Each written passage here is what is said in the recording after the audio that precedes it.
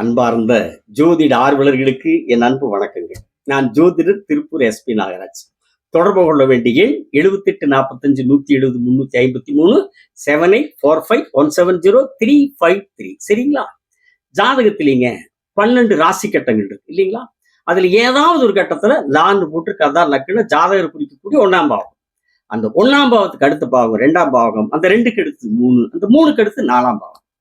அந்த 4ஆம் பாவத்தினுடைய அதிபதி கிரகமும் சந்திர பகவானும் சேர்ந்து லக்னத்திலிருந்து 4ஆம் பாவத்தினுடைய அதிபதி கிரகமும் சந்திர பகவானும் சேர்ந்து லக்னத்துக்கு 6ஆம் பாவத்திலேயோ அல்லது 8ஆம் பாவத்திலேயோ அல்லது 12ஆம் பாவத்திலேயோ மறையாம வேற எந்த வகையிலும் கெடாம பாதிக்கப்படாம நல்ல நிலையில் இருந்தார்கள் என்றால் அந்த ஜாதகருக்கு அந்த ஜாதகருடைய தாயால் அம்மாவால் சிறந்த யோகம் கிடைக்கும்.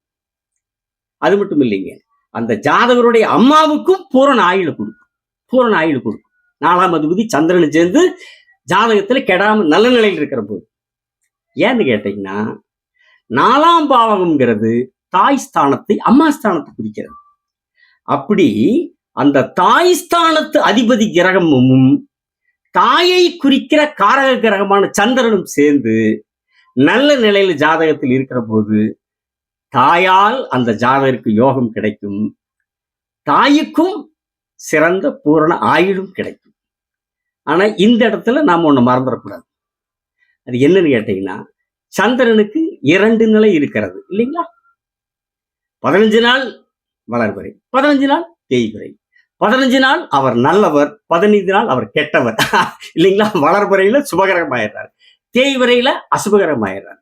அப்போ அந்த 4ஆம் அதிபதியோட சேரக்கூடிய சந்திரனுடைய நிலை தேய்வரையா இருக்கிற போது இதே பலன் வருமா அப்படின்னு கேட்டா, அந்த 4ஆம் அதிபதியோட சேரக்கூடிய தேய்வரை சந்திரன் எந்த மாதிரி 4ஆம் அதிபதி கிரகத்தோட சேரணும்னா சுபகிரகத்தோட சேரணும்.